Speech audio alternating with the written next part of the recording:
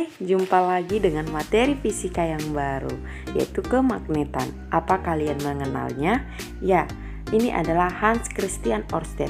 Selama bertahun-tahun, Ørsted percaya ada hubungan antara kelistrikan dan kemagnetan, namun ia tidak dapat membuktikannya.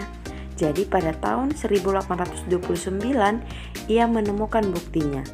Ørsted mengamati saat jarum kompas didekatkan pada kawat berarus listrik, jarum kompas tersebut menyimpang dari kedudukan semula. Jika arah arus dibalik, maka jarum kompas menyimpang ke arah sebaliknya. Jika arus ditiadakan, maka jarum kompas kembali menunjuk arah utara dan selatan. Karena jarum kompas hanya dapat disimpangkan oleh medan magnet. Jadi dia menyimpulkan arus listrik dapat menghasilkan medan magnet seperti itu. Jadi dari percobaan Ørsted ini dikenal yang namanya dengan induksi magnet. Kita bisa lihat ini. Di sini ada sebuah kompas, kemudian di sini ada baterai. Baterai ini dihubungkan kutub positif dan kutub negatif dengan sebuah kabel. Kemudian kabelnya kita dekatkan ke kompas. Kita bisa lihat di sini apa yang terjadi pada kompas. Ketika didekatkan, maka kompas menyimpang nih. Jadi dia tidak terhadap utara dan selatan lagi. Kita bisa lihat di bawah ya lebih jelasnya lagi. Sebuah kompas didekatkan pada kawat berarus listrik, maka bisa kita lihat jarum kompasnya itu bergerak ya, atau menyimpang dari posisi awalnya. Ini adalah percobaan Ørsted, oke? Jadi secara sederhananya ini nih percobaannya. Kita bisa lihat ini ada kabel di warna merah ini ya, kabel. Kemudian di kabel ini ada listrik yang mengalir, yaitu yang bulat-bulat kita buat ya.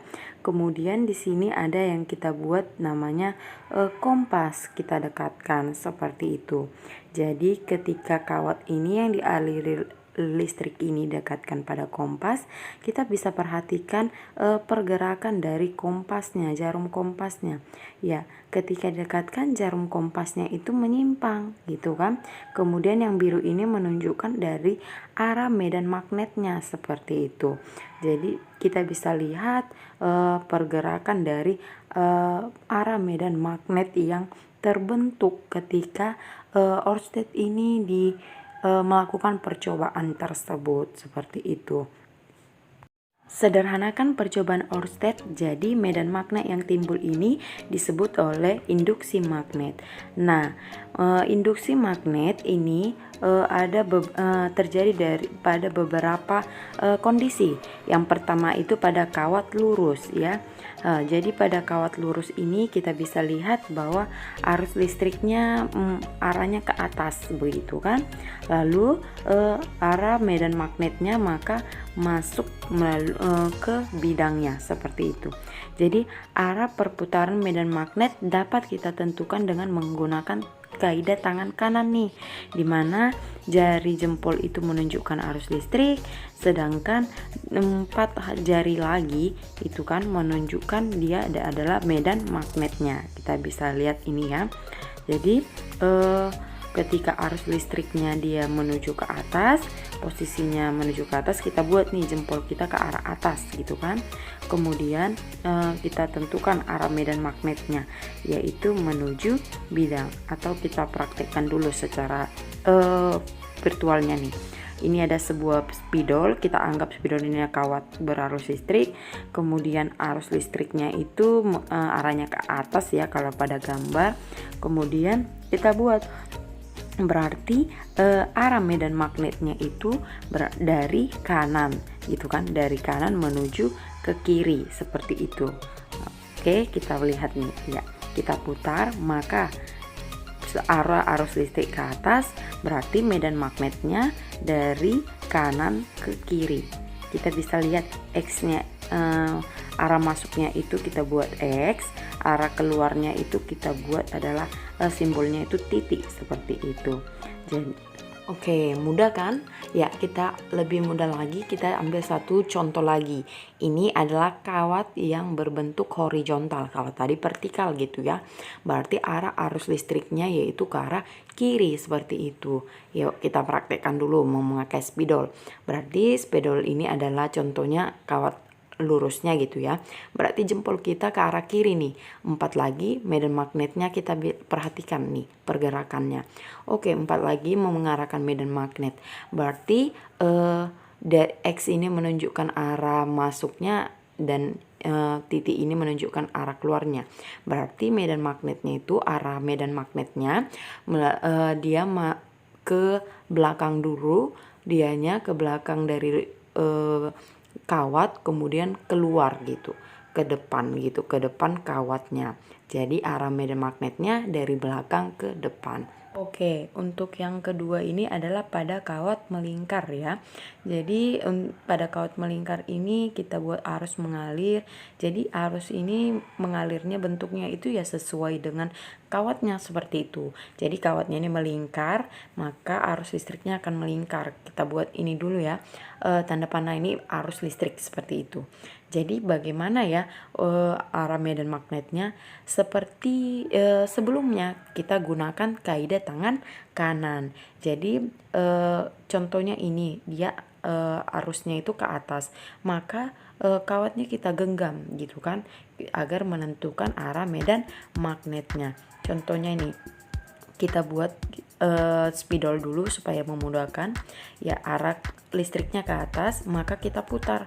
Berarti arah medan magnetnya mulai masuk dari kanan kemudian ke kiri seperti itu. Kalau yang ini dia kan arah arus listriknya itu ke kiri. Berarti kalau kita genggam nih maka kita putar nih ya. Bagaimana nih? Oke. Berarti arah arus listriknya ke kiri, berarti medan magnetnya dari atas ke bawah, dari luar bidang ke depan bidang seperti itu. Kemudian ini kita bisa buat lagi dengan kaidah tangan kanan gitu kan.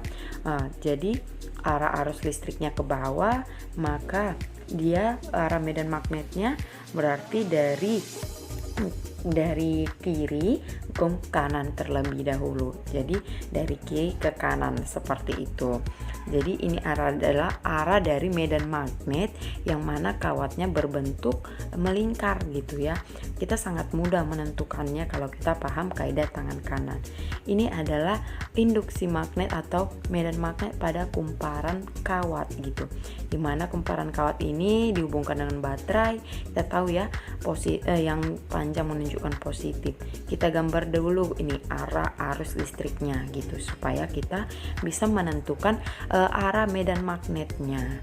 Oke, kita perhatikan kumparannya ya. Di sini kumparannya kita lihat ini ada arusnya naik terlebih dahulu, kemudian turun, lalu naik, kemudian turun, lalu naik seperti itu. Garis putus di belakang menunjukkan kumparan yang di belakang ya gitu. Jadi arah arus listriknya turun baru naik, turun naik, turun naik seperti itu. Kita bisa lihat gambar panah yang Miss buat di layar ya. Oke, ini menggunakan kaidah tangan kanan, tapi tidak seperti yang tadi lagi seperti itu. Jadi di sini 4 jari itu adalah menunjukkan arah arus listrik gitu ya. Kemudian 4 jari menunjukkan arah arus listrik pada kumparan gitu ya. Sedangkan yang jempol ini menunjukkan arah dari medan magnet. Jadi berbeda, terbalik seperti yang di awal tadi ya. Kalau di awal tadi jempol itu ada arus listrik, kalau pada kumparan dia adalah arah medan magnet. Jadi kita bisa lihat di sini bahwa ketika arah arus listriknya naik, turun baru naik, turun naik, kita bisa perhatikan ini adalah arah dari medan magnetnya. Oke. Kalian bisa perhatikan yang garis kuning ini adalah arah dari medan magnetnya. Kita buat contoh lainnya ya, lebih mengerti. Oke, di sini ada sebuah kumparan. Ingat ya bahwa arus mengalir dari kutub positif ke kutub negatif gitu ya. Ya, kita bisa gambar ini dianya. Arusnya kita buat tanda panahnya ya terlebih dahulu, ke atas baru turun baru naik, turun baru naik, seperti itu kan. Kita bisa perhatikan gambarnya di slide ini ya. Oke, kita akan menentukan arah medan magnetnya seperti itu ya, juga menggunakan kaidah tangan kanan.